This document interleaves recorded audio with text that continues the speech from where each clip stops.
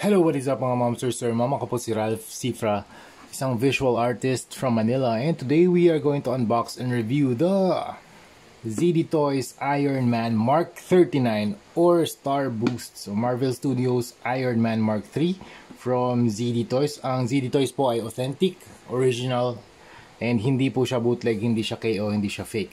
Kaya meron siyang sticker from Disney, ibig sabihin original siya.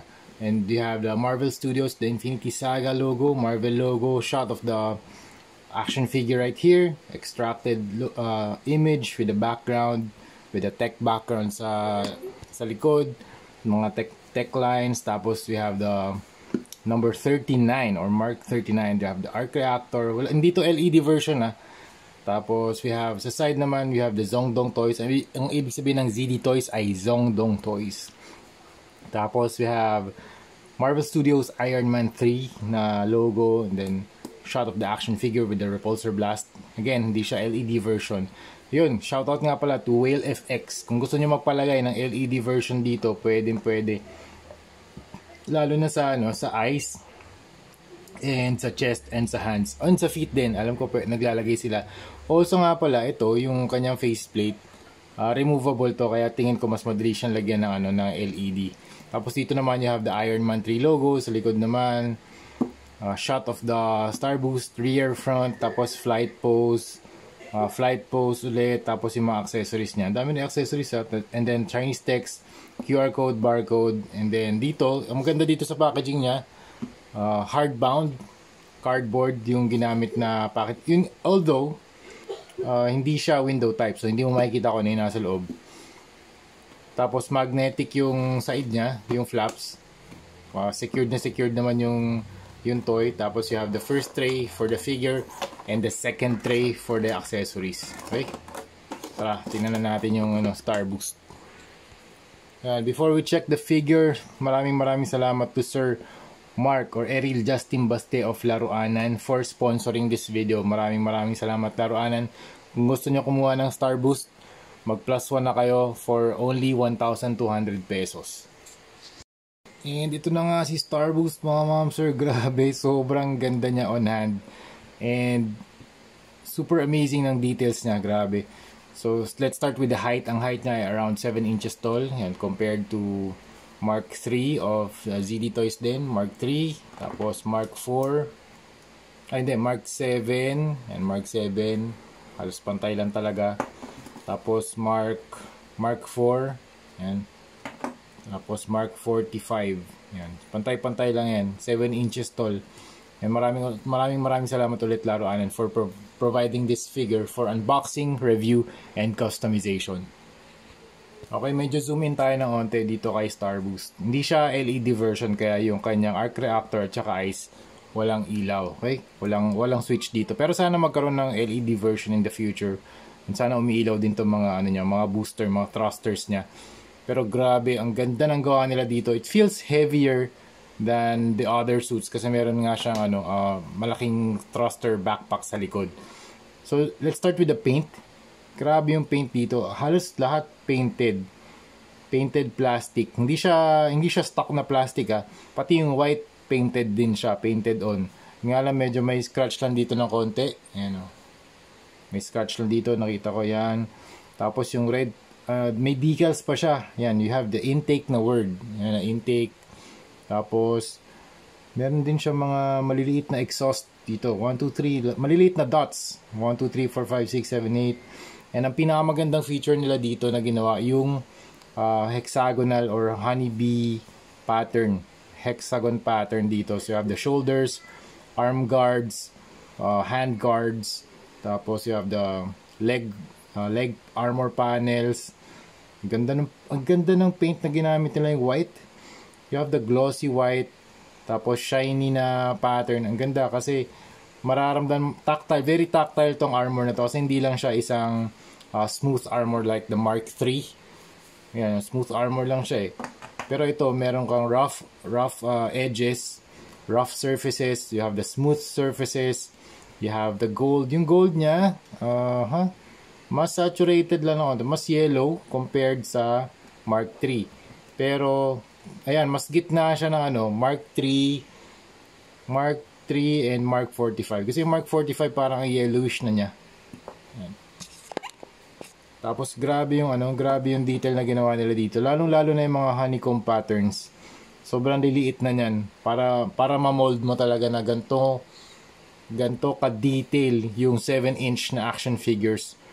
Super nice naman ginagawa ni ZD Toys talaga. You have the thrusters here. 1, 2, intake 1, 2, 3, 4. Tapos ito yung thrusters 1 and 2. Then you have the decal type na mga pink na lines. Dito, yan o. Ayan, 1, 2, 3, 4. Gusto ko itong mga ganito yun. Parang sa Gundam decals. Ganda rin ng likod. You have the hexagonal pattern here. Tapos meron kang side skirts, shoulder armor. Tapos you have yung head armor niya naka-extend up to the top of the head.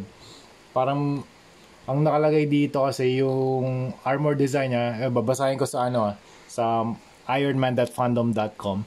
The Mark 39 has a white, black, and silver color scheme designed to suit space travel. So yung space travel ni Iron Man, ito yung suit na ginagamit niya.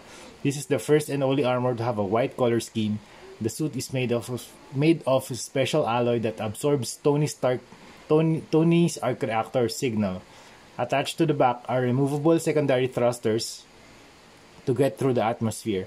It also has a unique arc reactor design. So yan, may arc reactor design. Teka, zoom in natin Yan, unique arc reactor design with 3 lines from each corner. Dito, 1, 2, and 3. Hindi nyo lang makikita pero meron nga 3 lines from each corner of the triangular reactor joining together in the middle.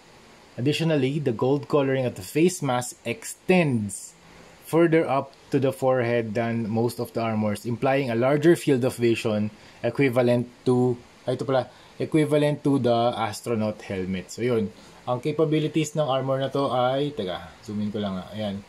Extreme flight, extreme durability, high speed flight. You have the thrusters sa likod, donning system, weaponry has a standard repulsor technology, unibeam, meron siyang unibeam din, large concussive cannon. Yun, grabe yung dami. Na-feature din pala to sa poster na Iron Man 3. Nandun siya sa likod, lumilipad. Pero grabe, ang ganda. You have the gold armor panels. Dito rin, may gold ka rin. Ganda ng ab section, chest. Grabe, ang ganda. Tapos may mga thrusters. Pag ganun kalilito, may detail pa. Zoomin ko lang Ayan Dito, may detail pa Ang pinakagusto ko rin dito yung texture talaga ng hex hexagonal pattern. Yung mixture yung color combination ng white, gunmetal, at saka gold. Ganda ng gawa nila dito. Okay, accessories. You have the standard accessories from ZD Toys. Meron kang repulsor blast effects.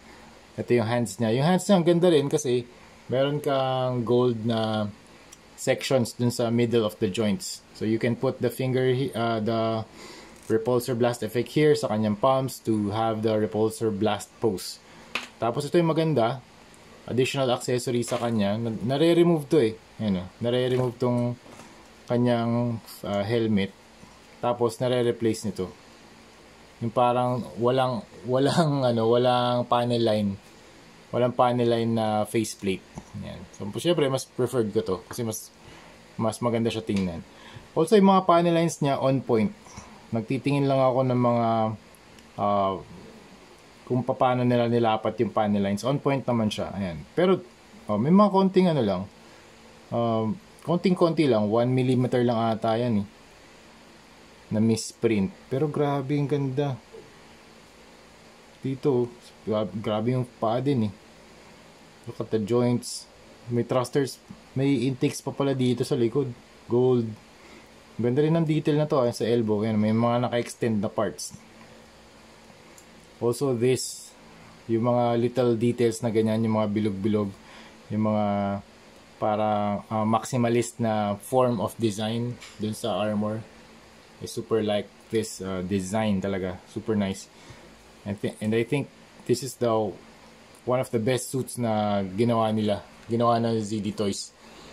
Okay, tayo article. Meron pa pala ang base.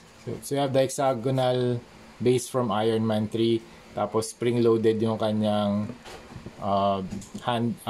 waist grabber para mas makakapitan mo yung action figure for other flight poses. Okay, articulation tayo. Head up, down, left and right. Naikot ba to? Okay. Parang hindi na. Okay, yan. Ayoko nang itodo. Okay, left and right. Tapos, yung thrusters hindi siya natatanggal. Okay, you can move the shoulder armor out. Tapos naka-butterfly joints din to. Extend mo yung kamay to get a decent amount of range of motion. May swivel, tapos double jointed naman yung elbow. Ball joint yung kanyang kamay. Then pwede mo extend yung kanyang torso for ab crunch. Pwede mo ibaba yung paa for better kick poses. Tapos double jointed yung kanyang knees. Ganda ng sobrang extended yung ano nyo, yung knee pads. Angas. Double jointed knees, tapos ball joint din tong paa.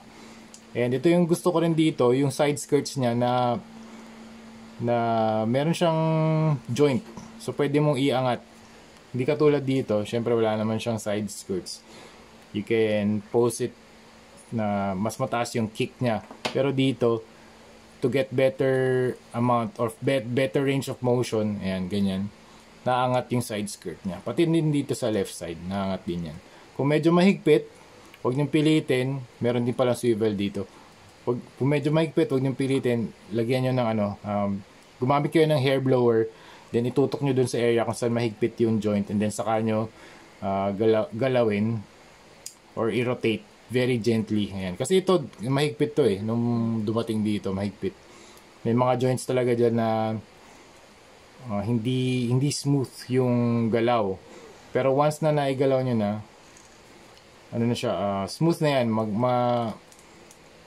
Masarap na siyang i-articulate. Hindi katulad nung, kapag galing talaga sa factory, may chance talaga na humigpit siya. Kasi nga, fresh from the factory, fresh from the paint department. So yun, maraming salamat ulit Sir Mark or Ariel Justin Bastia of Laruanan for sponsoring this video. Super nice ng Star Boost na to. Please get one if you are an Iron Man fan kasi sobrang ganda, sobrang angas. Para talaga siyang mini Hot Toys na datingan. Grabehan yung detail, the paint job is top notch.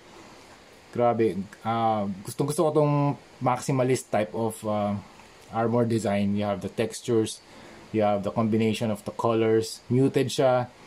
Tapos you have the decal type, yung gusto ko rin yan, yung mga decals.